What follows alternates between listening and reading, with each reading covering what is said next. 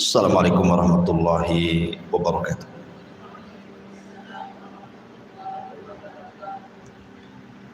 Alhamdulillah wassalatu wassalamu ala Rasulillah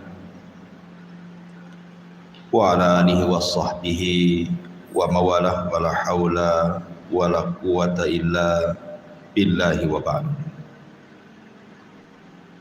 Dan kita masih membahas tafsir dari surah-surah pendek dalam juz amma, dan kita masuk pada hari ini pada surat yang ataupun surah Al-Insyiqaq.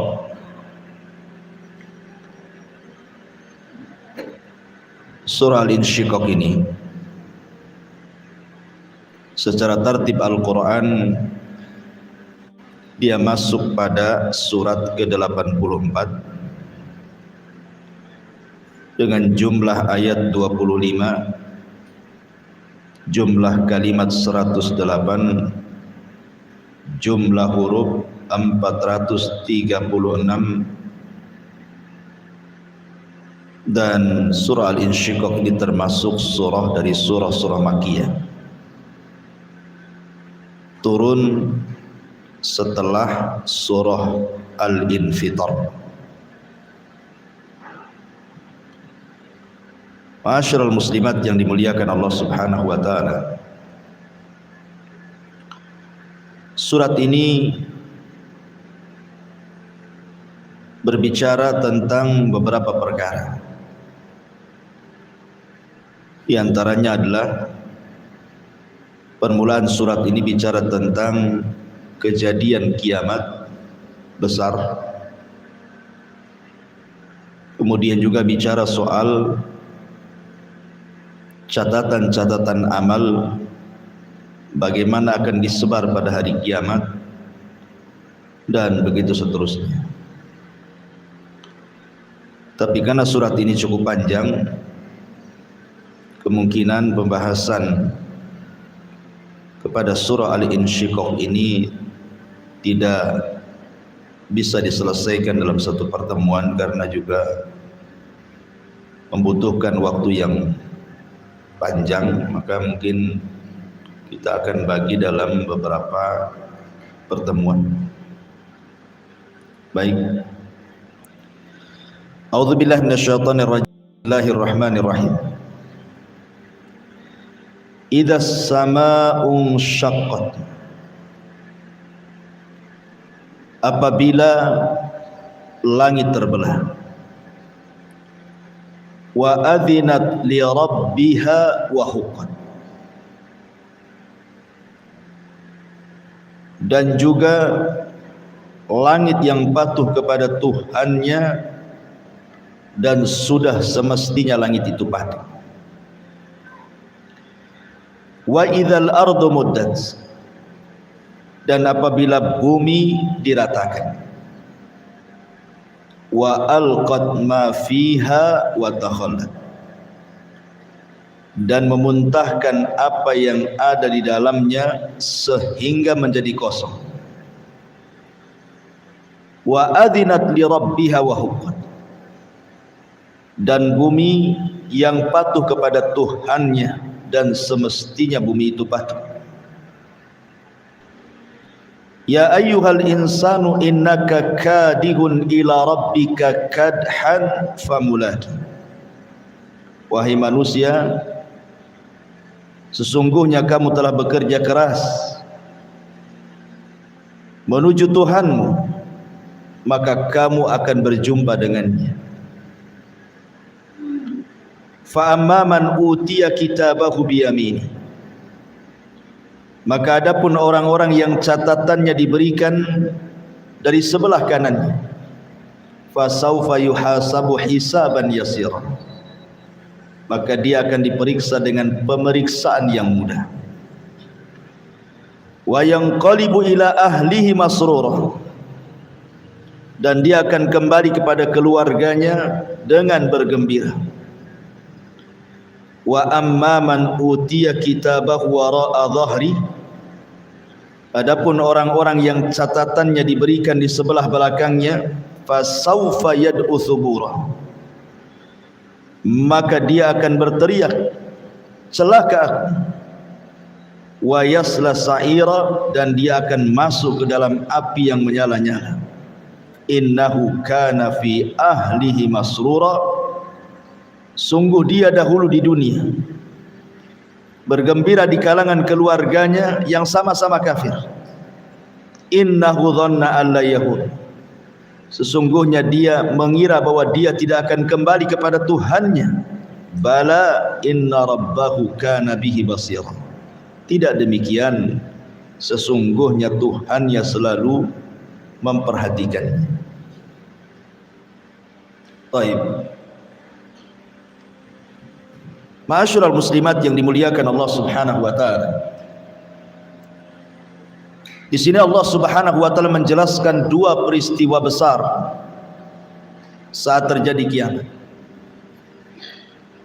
Pertama, peristiwa yang terjadi dengan langit, dan yang kedua, peristiwa yang terjadi dengan bumi.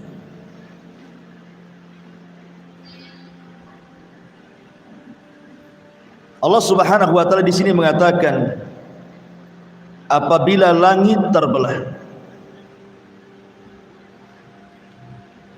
Di beberapa ayat dalam Al-Qur'anul Karim dijelaskan tentang terbelahnya langit. Di antaranya disebutkan dalam surah Ar-Rahman ayat 37. Fa idzan syaqqatis sama fakanat wardatan kadihan. Maka apabila langit telah terbelah dan menjadi merah mawar seperti kilapan minyak. Kemudian terulang dalam surah Al-Haqqah juga ayat 16. Wan syaqqatis sama'u fahiya yauma idzin wahiyah, dan terbelahlah langit karena pada hari itu langit menjadi lemah.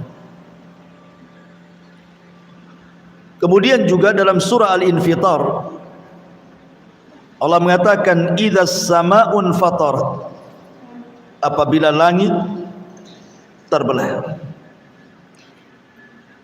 Dan juga Allah Subhanahu wa taala mengatakan yauma tubaddalul ardu ghairal ardi was samawati wa barazu lillahil wahidil qahhar. Ketika bumi diganti dengan bumi yang lain, demikian langit diganti dengan langit yang lain. Ma'asyiral muslimat yang dimuliakan Allah Subhanahu wa taala. Di sini Allah hendak menjelaskan dahsyatnya hari kiamat. Tentu kejadian-kejadian sebelum terbelahnya langit, ada kejadian yang mendahuluinya. Di antaranya munculnya dukhan, munculnya asap hitam yang tebal yang menggelapkan bumi, dan itu tersebar di atas langit. Di sini Allah Subhanahu wa taala berfirman, fartakib yauma ta'tis sama bidukhanim mubin. Maka nantikanlah hari ketika langit mendatangkan kabut asap yang sangat hitam yang tampak jelas, yang meliputi manusia. Yaghshan nas, meliputi manusia, tentunya yang durhaka. Hadza adzabun alim, inilah azab yang sangat pedih bagi kalian. Jadi sebelumnya langit itu diliputi dengan asap tebal yang disebut dengan dukhan. Dan ini tanda dari tanda-tanda kiamat besar. Sebagaimana Nabi SAW mengatakan bahwa tidak akan terjadi kiamat sampai datang 10 tanda-tanda yang memulainya. Kemudian Nabi SAW menyebutkan secara acak, salah satunya adalah Rasul menyebutkan ad-dukhan, asap tebal yang akan meliputi semua langit sehingga menggelapkan bumi. Lah setelah asap langit itu, itulah tanda pertama kejadian langit. Karena ini termasuk tanda-tanda alamat kiamat besar. apabila Allah Subhanahu wa taala kemudian mengizinkan Israfil untuk meniupkan sangkakalanya, maka disinilah terjadi idzas samaun syaqqat. Tiba-tiba kemudian langit terbelah. Ma'asyiral muslimat yang dimuliakan Allah Subhanahu wa taala, isi langit itu adalah para malaikat, para nabi, ruh-ruhnya para nabi. Kemana ketika langit digulung dan dipecahkan itu? Ada yang mengatakan bahwa ruh-ruh para nabi mereka akan diletakkan di sebuah tempat namanya Illiyin bersama ruh-ruhnya orang-orang yang beriman. Adapun malaikat, maka mereka akan keluar dari langit lewat pintu-pintunya, sampai ketika betul-betul langit sudah tidak ada malaikat lagi, barulah kemudian Allah Subhanahu wa taala pecahkan langit sehingga sudah tidak bisa menjadi atap bumi. Sebagian ahli tafsir ketika memberikan catatan kepada ayat yauma tubaddalul ardu ghairal ardi was samawat, pada hari di mana Allah mengganti bumi dengan bumi yang lain, serta Allah ganti langit dengan langit yang lain. Yang dimaksud adalah langit akan dijadikan atap berbahan emas mengkilau. Ini sebagaimana pendapat Ali bin Abi Thalib radhiyallahu anhu. Ada juga langit saat itu akan menjadi sorga. Ini sebagaimana pendapat Ubay ibn Ka'ab. Tapi ada juga yang mengatakan bentuk langit diubah dengan peristiwa matahari digulung, kemudian bintang-bintang dijatuh-jatuhkan, atau kejadian semacamnya. Dan ini merupakan pendapat Abdullah ibn Abbas radhiyallahu anhu. Tapi ada juga yang mengatakan bentuk perubahannya adalah langit ini akan berubah-ubah. Terkadang menjadi seperti luluhan perak atau seperti kilapan minyak. Dan ini seperti pendapat Al-Imam Ibnu Abdil Al-Ambari rahimahullahu ta'ala.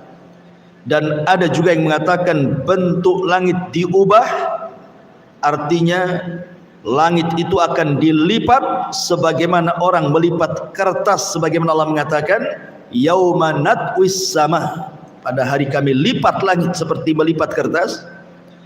Ada juga yang mengatakan langit akan terbelah sehingga tidak bisa menjadi atap bumi lagi. Inilah yang disebut idzas samaun syaqqat. Langit terbelah dan tidak akan menjadi atap bagi bumi lagi. Langit yang kita lihat sekarang kan menjadi atap bagi kita, bagi atap orang-orang yang hidup di bumi.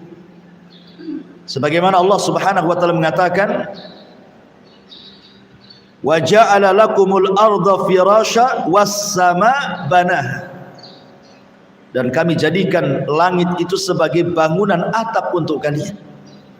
Tapi nanti ketika langit itu pecah, maka sudah tidak jadi menjadi atap bagi bumi lagi. Dan sudah tidak indah lagi. Kenapa? Karena langit juga sudah tidak ada berbintang lagi. Bintang dijatuh-jatuhkan. Kemudian matahari dan bulan disatukan.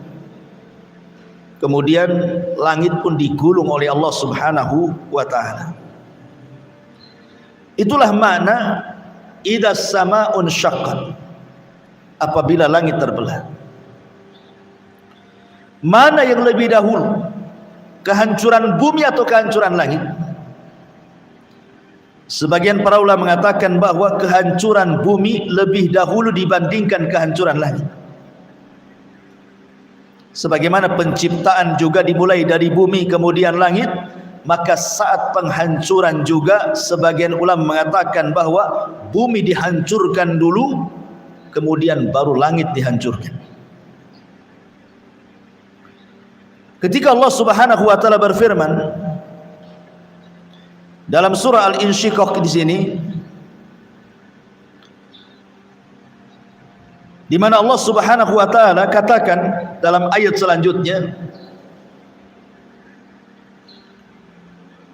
Allah mengatakan apabila langit dipecahkan, kemudian langit akan taat kepada perintah Allah Subhanahu wa taala. Maka sama seperti langit dipecahkan, bumi pun sama. Jadi kurang lebih saja nasib bumi dengan langit itu juga sama-sama akan dipecahkan oleh Allah Subhanahu wa taala.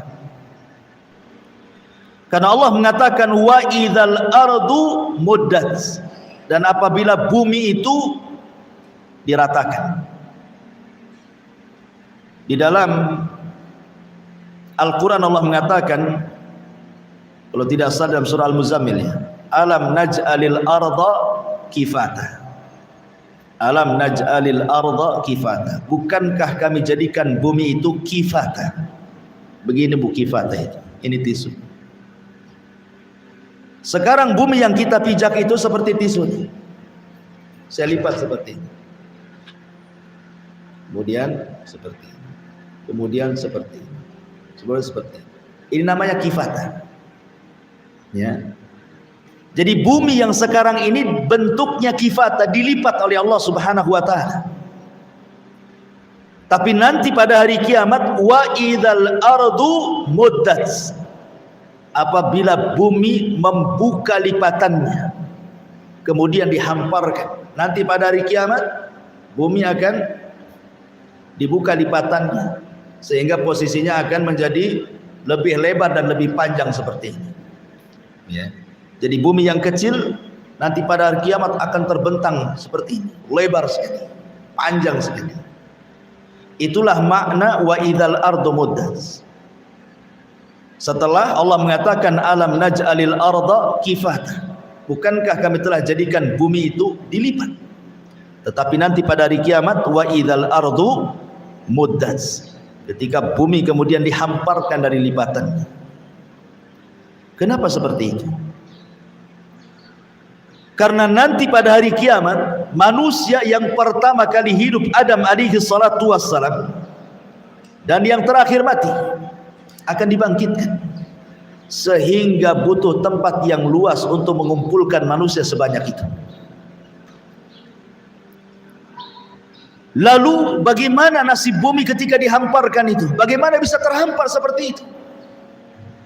Bukankah sebagian ulama mengatakan sekarang bentuk bumi itu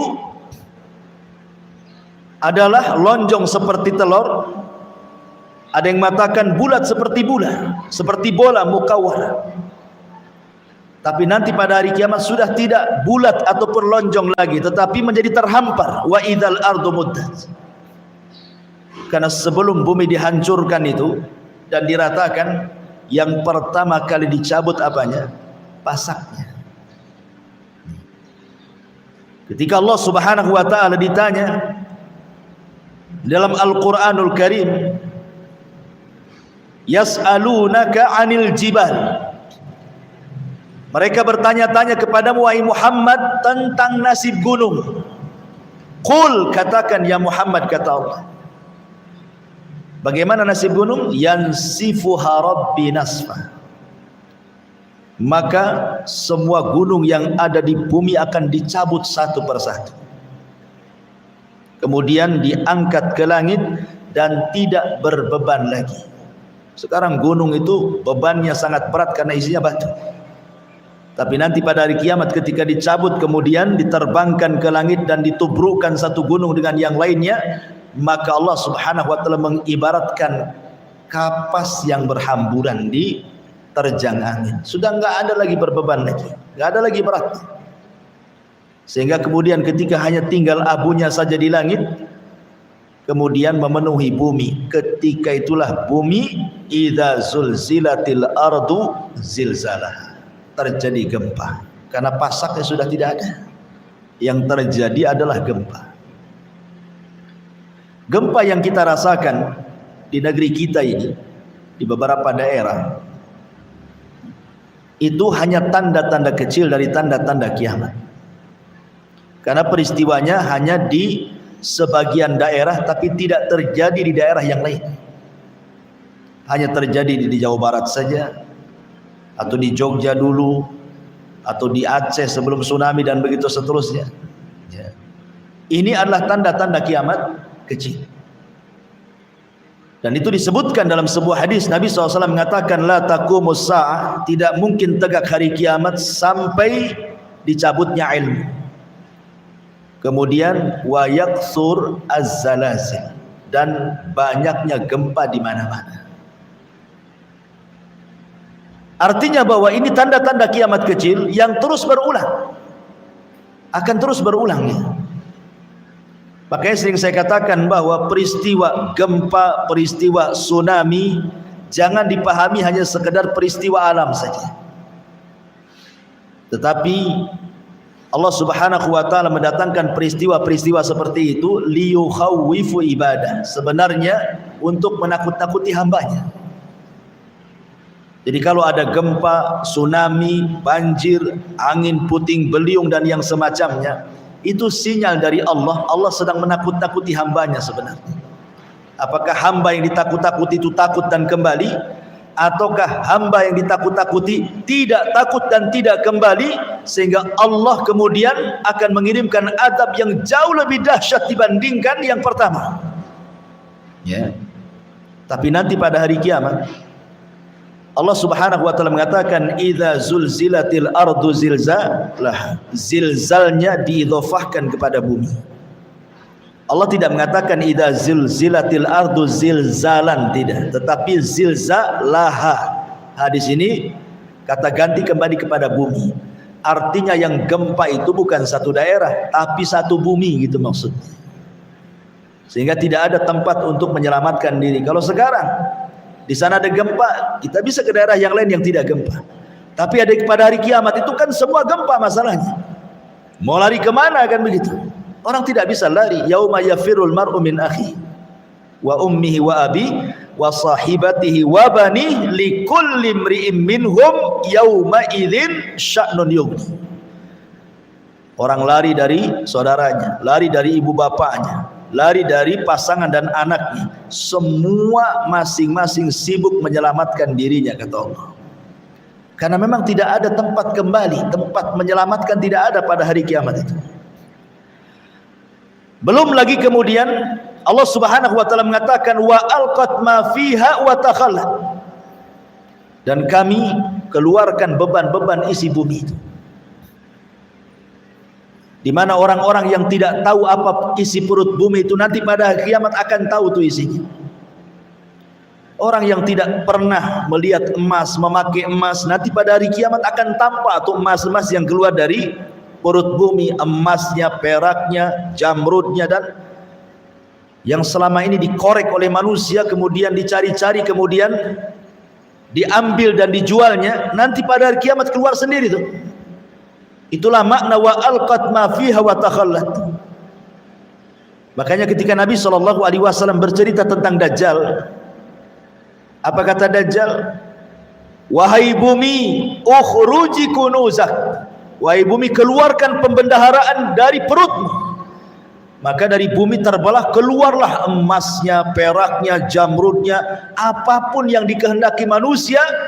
Dajjal kabulkan dengan izin Allah Subhanahu wa taala untuk memfitnah manusia. Tapi nanti pada hari kiamat, ketika manusia melihat emas perak yang keluar dari perut bumi, mereka hanya bisa memandang tapi tidak mau mengambilnya. Untuk apa mau diambil? Toh itu hari terakhir kehidupan alam semesta, nggak ada gunanya ya. Kalau sekarang iyalah nengok emas, pengen beli, pengen punya gitu ya. Tapi pada hari kiamat emas di mana-mana itu, nggak tertarik ibu melihatnya juga, nggak tertarik. Buat apa juga memilikinya kalau habis itu kemudian dihancurkan alam semesta, kan nggak ada gunanya juga gitu. Makanya kemudian Allah mengatakan wa alqat ma fiha wa takhallat. Terjadilah kehancuran bumi sehingga bumi menjadi rata serata-ratanya. Dari sini Allah Subhanahu wa taala ketika menjelaskan yauma tubaddalul ard ghairal ardi, pada hari di mana bumi diganti dengan bumi yang lainnya, terjadi silang pendapat. Maksudnya bumi yang kita pijak diganti dengan bumi yang lainnya itu apa maksudnya?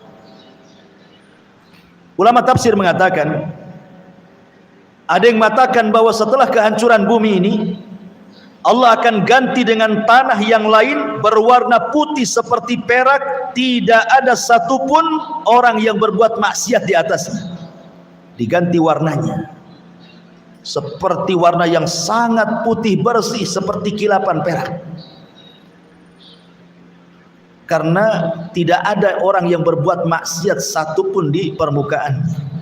Ini pendapat Abdullah ibn Abbas dan yang lainnya. Ada juga yang mengatakan bahwa bumi itu akan diganti dengan bumi yang lain, maksudnya bumi akan dijadikan neraka.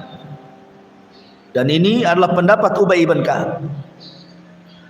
Ada juga yang mengatakan bumi ini akan diganti dengan bumi dari bahan perak. Dan ini adalah pendapat Anas ibn Malik radhiyallahu anhu. Ada juga yang mengatakan bumi ini akan diganti dengan roti, makanan, roti putih. Lalu kaum mukminin akan memakan bagian yang bawah kakinya, dan ini merupakan pendapat Abu Hurairah radhiyallahu anhu. Ada juga yang mengatakan bahwa roti itu akan dimakan kaum muslimin sampai hisab mereka selesai. Jadi ketika orang-orang kafir tidak diberikan makan, pada waktu berkumpul di padang mahsyar, maka kaum muslimin diberikan makanan dengan memakan bumi yang dipijaknya itu sampai selesai hisab. Ada juga yang berpendapat seperti itu. Tetapi pendapat yang adhar yang lebih mendekati kebenaran, wallahu a'lam, artinya bumi diganti itu diganti bentuknya. Yang tadinya bulat menjadi terhampar, yang tadinya terlipat dibuka lipatannya, dan warnanya sangat putih bersih karena tidak ada orang yang berbuat dosa di situ. Disitulah manusia akan dibangkitkan, dan disitulah terjadi pengumpulan manusia yang disebut dengan al-ba'ts wan nusyur, kebangkitan, dan manusia akan dikumpulkan di situ. Nah, setelah kemudian Allah hancurkan bumi, barulah kemudian Allah hancurkan langit. Allah ratakan langit itu. Kemudian Allah jatuhkan bintangnya. Wa idzan nujumun tasharat. Satu galaksi dengan yang lainnya dihancur-hancurkan, ditabrak-tabrakan. Apa yang terjadi? Hancur, berantakan, gak jelas. Baru kemudian Allah gulung langit itu. Yang tidak dijatuhkan itu cuma dua. Apa itu? Matahari dan bulan. Tetapi Allah akan gabungkan matahari dan bulan itu, sebagaimana Allah mengatakan wa jumi'a asy-syamsu wal qamar. Pada hari ketika kami gabungkan matahari dan bulan, dan kelak matahari dan bulan yang digabungkan itu akan diletakkan 1 mil di atas kepala manusia di padang mahsyar, gitu ya. Idza samaun syaqqat. Apabila langit dibelah. Wa adinat li rabbiha wa huqqat. Dan apabila langit patuh kepada Tuhannya, dan sudah semestinya langit itu patuh. Subhanallah. Allah Subhanahu wa taala mengatakan, a antum asyaddu khalqan amis sama' banaha, kata Allah. Apakah penciptaan engkau wahai anak Adam lebih hebat, lebih dahsyat dibandingkan penciptaan langit? Tentu penciptaan langit lebih hebat, lebih dahsyat dibandingkan penciptaan kita. Karena langit makhluk Allah yang jauh lebih besar dibandingkan kita, berlipat-lipat yang tidak tahu berapa hingganya. Jangankan kita, bumi saja apabila dibandingkan langit ibarat cincin dilempar ke padang pasir, kan? Padang pasir itulah langitnya, cincin itu buminya.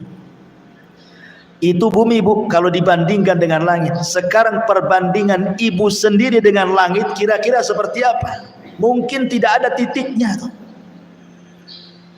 Kalau peta itu tidak ada pulaunya tuh. Saking kecilnya gitu ya.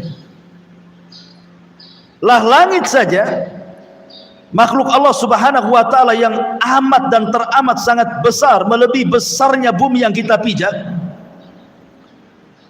bagaimana Allah Subhanahu wa taala menjelaskan ketaatan langit dan bumi di hadapan Allah Subhanahu wa taala. Perhatikan dalam Al-Qur'an, "Tsummastawa ilas sama wa hiya dukhan faqala laha walil ardi tiyana tau'an au karhan qalata ataina ta'in."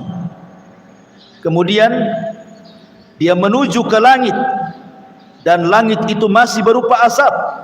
Lalu Allah Subhanahu wa taala berfirman kepada langit dan bumi, "Datanglah kalian berdua menurut perintahku, suka atau tidak suka." Maka langit dan bumi mengatakan, "Kami datang kepadamu ya Rabb dengan penuh kepatuhan." Kalau langit saja makhluk yang sangat besar, bumi makhluk yang sangat besar yang di dalamnya ada lautan dan gunung dan yang lainnya, apabila Allah memerintahkan kepada kedua makhluk ini, dua-duanya taat. Kata Allah, "Pecahlah kau langit, langit akan pecah. Gempalah kau bumi, bumi akan gempa." Kalau langit dan bumi saja patuh dengan perintah Allah Subhanahu wa taala, bahkan alam semesta patuh kepada Allah Subhanahu wa taala, rupanya ada makhluk yang ketika diperintahkan tidak pernah patuh dengan Allah. Siapa dia? Manusia dan jin. Manusia dan jin apabila diperintahkan Allah Subhanahu wa taala, sebagian mereka tidak patuh. Padahal penciptaan manusia tidak lebih hebat dibandingkan penciptaan langit. Harusnya ketika Allah memerintahkan manusia itu harus lebih patuh dibandingkan langit dan bumi, kan? Tapi lihat bagaimana degilnya manusia. Diperintahkan oleh Allah Azza wa Jalla untuk mengucapkan kalimat la ilaha illallah, malah mengkufurinya. Diperintahkan oleh Allah untuk membaca Al-Quran, malah ditutupnya Al-Quran itu. Diperintahkan oleh Allah untuk solat, malah tidak mau melangkahkan kakinya untuk melaksanakan solat, dan begitu seterusnya. Antum asyaddu khalqan amis sama banaha, kata Allah.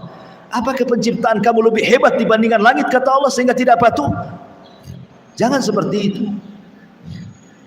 Makanya di sini Allah mengatakan, "Idas sama'u syaqqat wa adzinat li rabbiha wa huqqat." Lihat, makhluk sebesar langit taat dengan Allah Subhanahu wa taala. Suruh hancur-hancur, suruh belah-belah. Begitu juga bumi. Wa huqqat wa idzal ardu muddat wa alqat ma fiha wa takhallat wa adzinat li rabbiha wa huqqat. Bumi pun luar biasa taatnya dengan Allah, dan sudah selayaknya bumi taat dengan Allah Subhanahu wa taala. Di zaman Nabi Musa alaihi salatu wassalam, datang Qarun hendak memfitnah Nabi Musa dengan membayar seorang pelacur dan mengatakan, "Wahai wanita pelacur, saya akan berikan keinginanmu, sebut saja upahmu berapa, tapi syaratnya katakan engkau sudah berzina dengan Musa di depan manusia." Akhirnya kemudian Qarun mengumpulkan manusia, membuat makar kepada Nabi Musa. Ketika manusia Bani Israil sudah kumpul tuh, Musa hadir di situ, Qarun hadir di situ, wanita pelacur juga hadir di situ.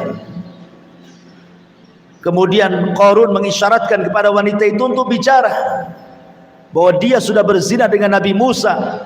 Bagaimana Qarun hendak mempermalukan Nabi Musa, membunuh karakternya di hadapan Bani Israel. Masa seorang nabi berzinah dengan wanita pelacur, kan gitu? Mana marwahnya? Tapi wanita pelacur ini tidak tega untuk mengatakan seperti itu. Terkadang dia menatap wajahnya Nabi Musa, terkadang dia menatap wajahnya Qarun. Tiba-tiba dia berteriak, "Sesungguhnya Qarun sudah memerintahkan aku dan membayar aku untuk mengatakan aku berzina dengan Nabi Musa," katanya. Marah Qarun. Tidak sesuai dengan rencananya. Rupanya wanita ini tidak mau menyakiti Nabi, malah mengatakan sebaliknya. Qarun memerintahkan aku untuk mengatakan aku berzina dengan Nabi Musa, padahal aku tidak berzina dengan dia. Maka Musa emosilah. Maka Musa kemudian berdoa kepada Allah, "Ya Rabb, ya Rabb." Maka Allah mengatakan, ya Musa, perintahkan saja bumi itu. Perintahkan bumi yang di bawah kakimu itu, maka dia akan taat kepadamu sesuai dengan perintahku.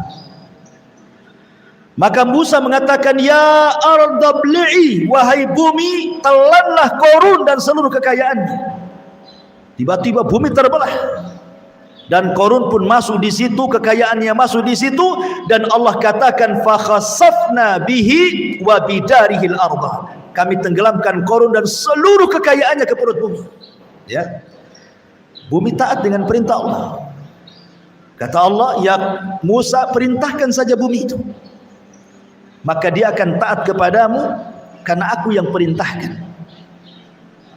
Artinya bahwa bumi yang besar ini gitu ya, yang ada gunung di dalamnya, makhluk yang luar biasa di hadapan Allah, tetap taat dengan perintah Allah.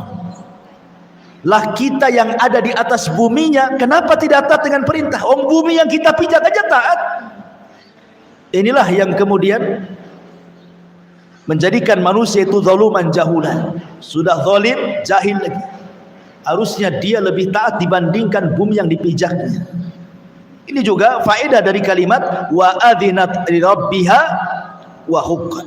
Dan bumi taat, dan sudah selayaknya bumi taat dengan perintah Allah Subhanahu wa taala.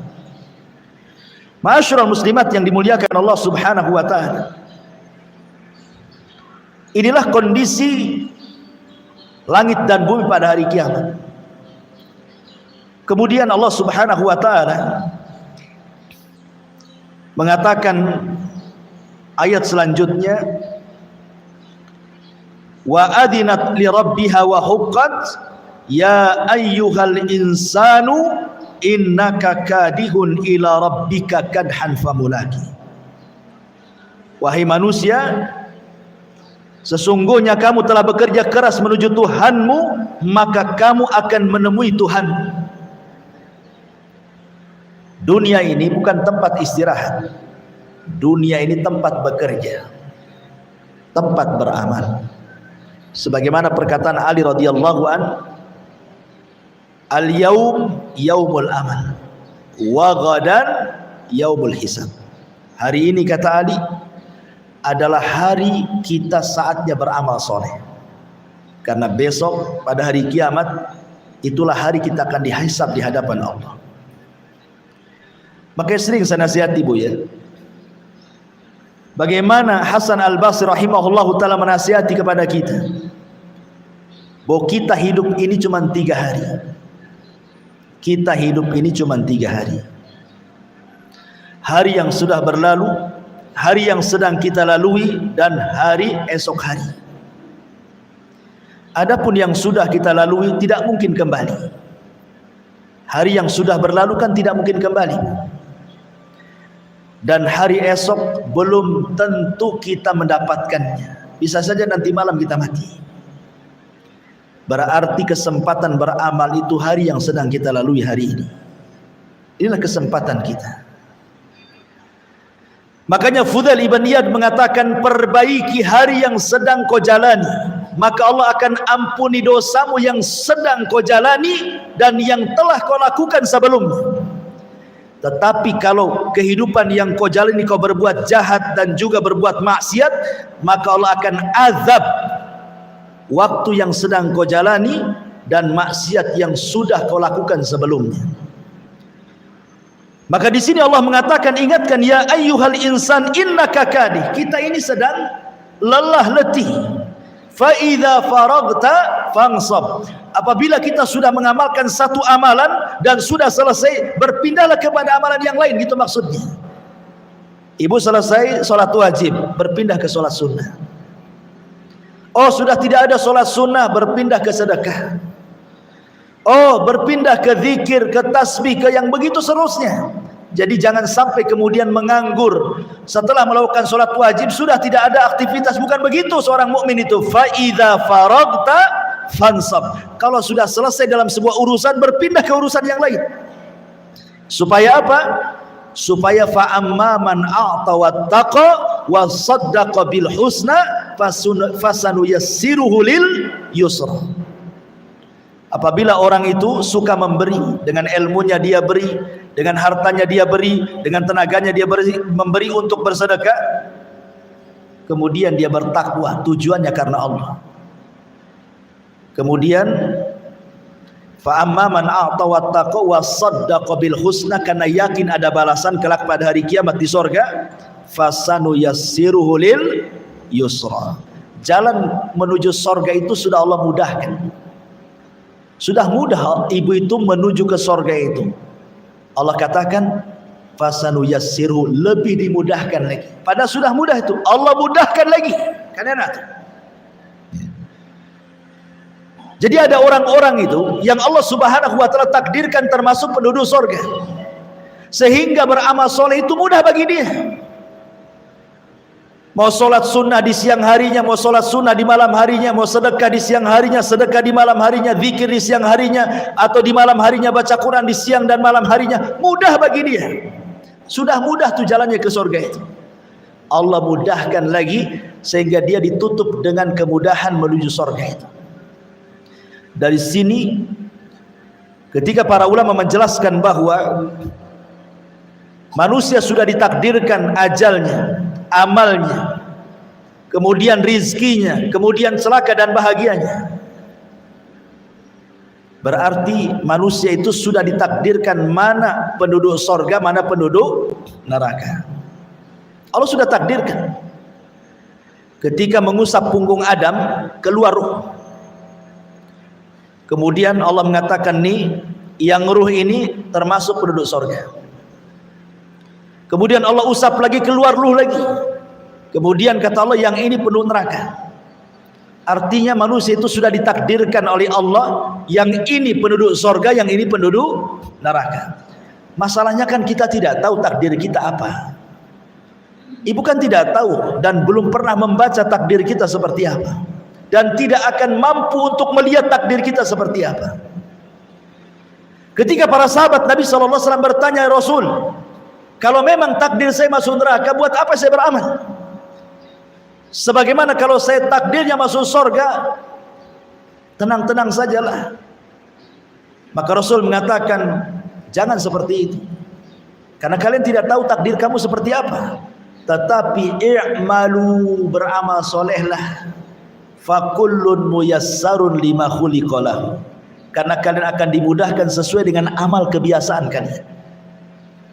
Artinya kalau kita ini terbiasa melakukan sholat, puasa, zakat, dan mudah bagi kita gitu maksudnya, tidak ada keberatan dengan amal-amal itu, maka Allah akan mudahkan dengan amalan ini sampai kematiannya. Tapi kalau seandainya kita justru dimudahkan dengan maksiatnya dan berat melakukan ibadahnya, maka dia pun akan dimudahkan dengan maksiatnya sampai di akhir kehidupannya seperti itu. Ya. Intinya bahwa ketika kita tidak tahu takdir kita seperti apa, sudahlah beramal saja. Mudah-mudahan dengan amal soleh itu mencocoki takdir kita menjadi penduduk surga gitu maksudnya. Kalau saya analogikan seperti ini, Bu, ada dua jalan menuju pesantren Jabal Uhud. Satu lewat Muka Kuning, satu lewat Tamiang. Ada dua jalan. Yang lewat Tamiang ini banyak lubangnya, banyak belingnya, banyak pakunya, banyak jurangnya. Yang lewat Muka Kuning pula halus, mulus, tidak ada kendala. Di sini ada dua orang. Yang satu berakal, yang satu tidak berakal. Kalau orang berakal, pasti dia akan lewat Muka Kuning. Berakal dia. Dia cari jalan yang mulus, ya, yang cepat, tidak ada hambatan, dan selamat sampai tujuan. Tetapi orang kedua tidak berakal dia. Ah, lewat sini saja, ini kan dekat, daripada sana mutar. Dia tidak tahu di situ, pada sudah tahu tuh banyak jurangnya, banyak belingnya, banyak pakunya, banyak macam-macamnya kan. Bukannya sampai di Jabal Uhud yang ada masuk jurang pula di Tamiang gitu maksudnya. Itulah orang yang tidak berakal, dia memilih jalan yang sulit. Tapi orang yang berakal memilih jalan yang mudah. Allah sudah memberikan dua jalan nih. Wa hadainahun najdain. Kami berikan kalian dua jalan. Nih jalan ke surga nih enak kalau udah sampai surga. Nih jalan ke neraka enggak enak, dibakar kok di situ. Orang yang berakal pasti dia akan memilih jalan ke surga kan? Orang yang tidak berakal dia milih jalan ke neraka karena di jalannya enak, ujungnya enggak enak. Tapi sebaliknya jalan ke surga, jalannya enggak enak tapi ujungnya enak. Tapi orang berakal enggak apa-apa. Maksudnya begini Bu, kita tidak tahu takdir kita seperti apa. Tapi kita berhusnudzon kepada Allah. Kita berbaik sangka kepada Allah. Mudah-mudahan saya termasuk takdirnya penduduk surga dan saya buktikan dengan amal soleh saya. Kita berhusnudzon kepada Allah. Dengan apa? Buktikan dengan amal soleh, rajinkan solatnya, puasa dan yang lain sebagainya. Karena dia berhusnudzon takdir dia masuk surga. Tapi orang yang akalnya gila, dia nggak peduli. Yang penting saya mabuk, yang penting saya zina, yang penting saya mencuri, yang penting saya korupsi, yang penting saya zalim. Kalau ujung-ujungnya takdir saya masuk neraka, buat apa saya sholat katanya? Itu orang gila tuh yang penting.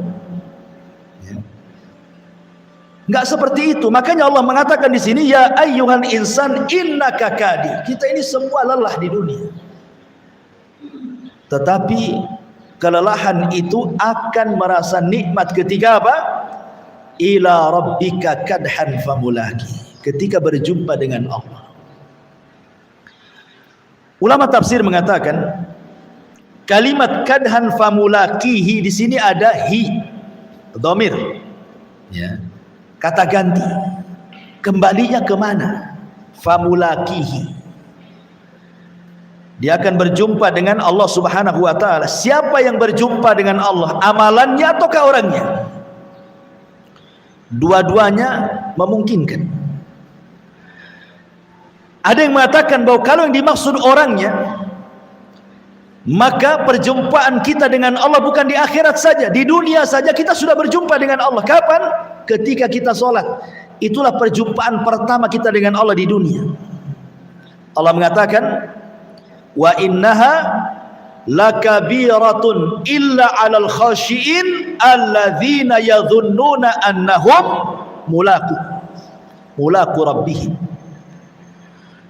Salat itu berat kecuali bagi orang-orang yang khusyuk.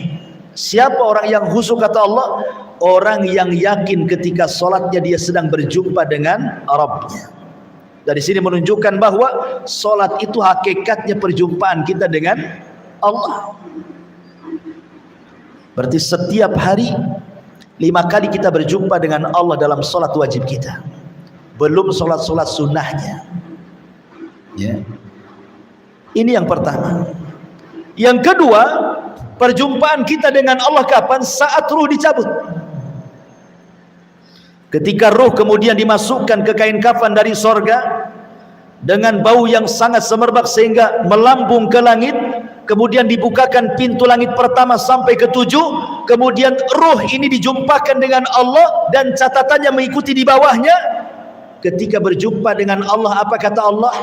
Kembalikan ruh ini ke dalam jasadnya, naikkan catatannya, letakkan di tempat yang paling tinggi di Illiyin. Ini pertemuan kedua, ruh kita dengan Allah Subhanahu wa taala. Pertemuan yang ketiga di padang mahsyar, ketika Allah Subhanahu wa taala datang dan mengatakan waja'a rabbuka wal malaku saffan saffa. Dan ketika Rabbmu datang dan malaikat bersaf-saf, maka orang-orang yang beriman akan melihat Allah, dan itu ziyadatun nikmat, tambahan nikmat yang luar biasa. Belum masuk surga sudah memandang wajah Allah. Kemudian di surga, dan itulah nikmat yang paling besar. Tidak ada nikmat melebihi nikmat ru'yatullah, memandang Allah, dibandingkan nikmat surga itu sendiri. Dan itu setiap saat kita bisa memandang Allah sesuai dengan pertemuan kita di bumi. Siapa yang banyak berjumpa dengan Allah di bumi dalam salatnya, maka dia paling banyak memandang wajah Allah di surga. Al-jaza min jinsil amal, balasan itu sesuai dengan amalannya. Ini kalau yang dimaksud adalah pelakunya. Tapi kalau yang dimaksud amalannya, Famulaki itu maksudnya amalannya. Akan berjumpa seseorang dengan amalannya. Maka ini pun terjadi di bumi. Karena amalan seseorang itu membawa pengaruh kan gitu. Amalan seseorang itu membawa pengaruh. Orang kalau suka berbuat baik, maka dia akan merasakan perubahan dalam dirinya. Artinya dia sedang menjumpai amalannya. Pengaruh amalannya ada. Kemudian yang kedua, amalannya akan berjumpa dengan Allah ketika ruh naik, catatannya mengikuti di bawahnya. Maka kita akan berjumpa dengan amalannya. Kapan itu? Di alam kubur. Amalan itu akan menjelma menjadi manusia yang tampan dan cantik kalau perempuan. Kemudian menemani kita sampai kiamat dibangkitkan. Ketika kiamat mau dibangkitkan, kita tanya, kamu ini siapa baik kali menemani aku dalam kubur ni? Maka orang yang tampan, yang indah, yang wangi, yang mengasihkan itu mengatakan, ana amaluka saleh. Sayalah amal solehmu, sayalah solatmu, sayalah zakatmu, sayalah silaturahimmu, sayalah zikirmu, sayalah baca Quranmu, dan begitu seterusnya. Dia akan mendapatkan amalannya di kuburannya. Kemudian kelak pada hari kiamat, ketika catatan-catatan amalnya kemudian disebar oleh Allah Azza wa Jalla, maka orang-orang yang beriman akan mendapatkan amalannya dengan cara mengambil dengan tangan kanannya. Dengan bangganya dia mengatakan, ha umuqra'u kitabiyah. Oh, lihat, baca catatanku, saking bangganya dia. Karena sudah tahu dia termasuk penduduk surga. Maka dia minta baca catatan saya katanya. Saking bangganya. Dan tentu ketika orang masuk surga, betul-betul dia akan mendapatkan amalannya dengan ditentukannya derajat di mana kita ditinggalkan di surga itu. Itulah yang dimaksud, ya ayyuhal insan innaka kadihun ila rabbika kadhan famulaki. Fa amma man utiya kitabahu biyamini. Adapun orang-orang yang catatannya diberikan dari sebelah kanannya, fasaufa yuhasabu hisaban yasira, maka dia akan diperiksa dengan pemeriksaan yang mudah, wa yanqalibu ila ahlihi masrura, dan dia akan kembali kepada keluarganya yang sama-sama beriman seraya bergembira, masing-masing bergembira masuk ke dalam surga. Wa amman utiya kitabahu wara'a dhahri, adapun orang-orang yang catatannya diberikan dari sebelah belakangnya, fasaufa yad'u thubura, dia pun akan berteriak, celaka aku, celaka aku. Wa yasla sa'ira, dia pun akan dimasukkan ke dalam neraka, apinya yang menyala-nyala. Hisab di akhirat itu ada dua. Ada hisab yasir dan ada hisab asir. Ada hisabnya mudah dan ada hisabnya sulit. Tapi di sana juga ada orang-orang yang tidak akan mendapatkan hisab. Sebagaimana 70.000 orang yang masuk surga tanpa hisab. Jadi ada orang-orang yang tanpa hisab masuk surga direct begitu masuk, tanpa azab lagi. Tetapi kan tidak banyak. Kebanyakan mereka adalah umat yang dihisab. Lah hisab ada dua macam. Hisab mudah dan hisab sulit. Hisab mudah ini dalam bentuk pertanyaan tapi tidak berhajat kepada jawaban. Hanya mengakui nikmat saja. Ya fulan, dulu aku sudah memberikan kau harta yang banyak. Kata si fulan, betul ya. Dulu aku sudah berikan kau pasangan yang baik-baik. Kata dia, betul wahai Rabb. Dulu aku berikan kau anak yang soleh dan soleh. Kata dia, betul wahai Rabb. Jawabannya betul, betul, betul, betul. Ya. Dia hanya mengiyahkan atas nikmat yang Allah anugerahkan ketika di dunia. Itu hisabnya mudah tuh. Yang kayak gitu tuh. Dia hanya mengiyahkan apa yang dikatakan Allah kepadanya. Tapi di sana ada hisab yang sulit. Kapan itu? Ketika terjadi perdebatan antara dia dengan Allah. Sebagaimana hadis Nabi sallallahu alaihi wasallam, manukisha halak. Barang siapa yang terjadi perdebatan dengan Allah, hancur dia, masuk neraka dia. Ya. Ketika Allah Subhanahu wa taala mengatakan, bukankah dulu aku berikan nikmat, kenapa kau tidak begini? Oh enggak begitu. Dia bantah. Ya. Seperti Allah Subhanahu wa taala mengatakan kepada para orang-orang yang mati syahid, orang-orang yang ahli sedekah, orang-orang yang pakar Quran, diperlihatkan nikmatnya kepadanya tuh. Kemudian Allah katakan, betul itu nikmatmu? Iya. Untuk apa? Sedang apa kau itu? Oh, saya sedang jihad untukmu. Kata Allah, kadzabta, dusta kamu. Oh iya Rabb, itu untukmu. Kadzabta, dusta engkau. Terjadi perdebatan. Ini kalau terjadi perdebatan saat hisab, halak, hancur dia. Ini disebut hisaban asir. Hisabnya sulit. Ya. Maka kita berdoa untuk diberikan hisab yang mudah. Nah, di sini Allah Subhanahu wa taala menjelaskan di antara rangkaian hisab itu adalah mengambil catatan. Setelah Allah Subhanahu wa taala menerbangkan catatan-catatan itu, maka manusia terbagi menjadi 3 kelompok. Ada yang mengambil catatannya dengan tangan kanannya, ada yang mengambil catatan dengan tangan kirinya, ada yang mengambil catatan dengan tangan kiri di balik punggungnya, wara'a dhahri, di balik punggungnya. Ya, karena manusia di dunia juga ada 3 kelompok, ada mukmin, ada kafir, ada munafik. Tentu akan berlainan cara mengambil catatannya. Mukmin tangan kanan, kafir tangan kiri, munafik tangan kiri di balik punggungnya. Karena orang munafik lebih jahat dibandingkan kafir, makanya dipersulit cara mengambilnya. Sudah dengan tangan kirinya di balik punggungnya lagi. Karena tidak ada azab yang paling rendah melebihi azabnya orang munafik di neraka.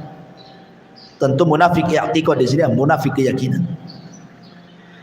Lah orang-orang yang beriman apabila memandang catatannya, umpamanya dia pandang catatannya, ketika dia membaca catatan kebaikan, langsung bercahaya wajahnya. Dia baca lagi catatan kebaikan yang lain, makin bercahaya, makin bercahaya, makin bercahaya. Yauma tabyaddu wujuh wa taswaddu wujuh, kata Allah. Pada hari itu ada wajah-wajah yang putih dan berseri-seri. Wajahnya memutih, dan dia pun berseri-seri saking bahagianya. Tetapi orang kafir dan orang munafik i'tiqad itu, apabila dia baca catatannya dan semua keburukannya makin menghitam, yauma tabyaddu wujuh wa taswaddu wujuh, kata Allah. Wa taswaddu wujuh, ada wajah-wajah yang hitam-hitam semuanya. Makin dibaca makin hitam, makin dibaca makin hitam. Ya, maksiat di dunia itu menghitamkan hati. 1 kali maksiat Allah letakkan 1 titik hitam di hati. 2 kali maksiat diletakkan titik hitam yang kedua di hati. 1000 maksiat, 1000 titik hitam diletakkan di hati. 1 juta maksiat, 1 titik hitam diletakkan di hati. Kalau hati sudah tertutup hitam, apa kata Rasulullah? Kalkub muzakhiyah, seperti kub. Ini kub. Kub itu artinya gelas. Muzakhiyah itu dibalik. Ya. Ini gelas ini kalau terbalik kayak gini, otomatis kan tertutup nih. Karena yang terbuka kan yang sebelah sininya. Kalau ditutup kan pantat gelas kan nggak ada lubangnya. Diisi apa saja nggak akan masuk tuh maksudnya. Diisi nasihat mental, diisi Quran mental, diisi hadis mental, dikasih nasihat mental semuanya. Itulah hati kalau hitam, kata Rasul, seperti gelas yang dibalik. Kalqubi muzakhiyah. Karena hatinya hitam, macam mana mau nerima nasihat? Maka sebagaimana hitamnya hati di dunia para pelaku maksiat, maka wajahnya dihitamkan pada hari kiamat. Tapi orang-orang yang beriman memutih badannya, membesar sampai ketika fisiknya sama dengan Nabi Adam, 70 hasta, 60 hasta. Kemudian makin tampan seperti tampannya Adam. Maka selesai dia membaca catatan itu, wajahnya berubah musfirah, musfir, bercahaya dari wajah yang putih itu. Tetapi penduduk neraka makin dibaca tuh, makin besar badannya, makin besar badannya, makin besar. Tidak tahu sebesar apa lagi badannya. Tapi penduduk sorga dibatasi hanya seperti fisik Adam saja. Selesai. Tapi penduduk neraka terus membesar, membesar, membesar, membesar, nggak tahu sampai seberapa besarnya. Karena gerhamnya saja, kata Rasul, kajabalil Uhud, seperti gunung Uhud. Itu gerhamnya penduduk neraka. Gimana wajahnya, gimana badannya. Ya. Tetapi manusia sebesar itu masuk jahanam, jahanam tidak pernah penuh. Bahkan jahanam mengatakan, imtala'ti wa taqulu hal mim mazid. Halim tala'ti wa taqulu hal mim mazid. Allah mengatakan, hei jahanam, sudah penuh kau isinya. Kata jahanam, hal mim mazid, ada tambahan, masukkan saja ya Rabb, katanya. Saking besarnya neraka jahanam. Padahal manusia penduduk neraka itu dibesarkan tuh badannya. Ya. Naudzubillah. Kemudian Allah mengatakan, innahu dhanna alla yahur. Sungguh dia mengira bahwa dia tidak akan kembali kepada Tuhannya. Orang-orang kafir atau para pendusta dan para pendosa itu di dunia, dia sangka dia tidak akan kembali kepada Allah. Bala inna rabbahu kana bihi basira. Tidak demikian, sesungguhnya Tuhannya selalu memperhatikannya. Jadi Allah ketika mengatakan innahu kana fi ahli masrur, orang yang ketika di dunia bersenang-senang dengan keluarganya, kerjanya hanya shopping saja, dunia saja, jalan ke sana kemari saja, tidak ada aktivitas ibadah untuk dia karena dia pikir tidak akan ada hisab. Rupanya pada hari kiamat semua akan terbalik semuanya. Makanya Aisyah radhiyallahu anha ketika bertanya kepada Rasul soal hadis, man ahabba liqa Allah ahabballahu liqa'ah wa man kariha liqa Allah karihallahu liqa'ah. Siapa yang cinta ingin berjumpa dengan Allah, Allah cinta berjumpa dengan dia.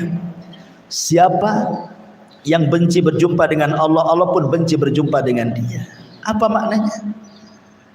Dikatakan maknanya, orang yang ketika di dunia dia rela hidupnya tidak senang dengan keluarganya, hidupnya mungkin susah, fakir, miskin, tapi Allah takdirkan termasuk keluarga penduduk surga. Maka dia saat detik-detik wafatnya ingin cepat meninggal dan ingin cepat berjumpa dengan Allah. Karena tahu bahwa balasan dia bukan di dunia tapi di akhirat. Tapi orang-orang yang menghabiskan kekayaan di dunia, dia bangun rumah megah, tanah mewah, rekening banyak, jalan ke sana kemari, ketika dia mati benci berjumpa dengan Allah. Kenapa? Karena dia tidak bisa jalan-jalan lagi, tidak bisa lagi pelesiran ke sana kemari. Dia harus meninggalkan tanahnya, meninggalkan rumahnya, meninggalkan pekerjaannya, meninggalkan ATM-nya, meninggalkan semua kenikmatan dunianya. Bencilah dia berjumpa dengan Allah. Makanya sulit kematiannya. Ya.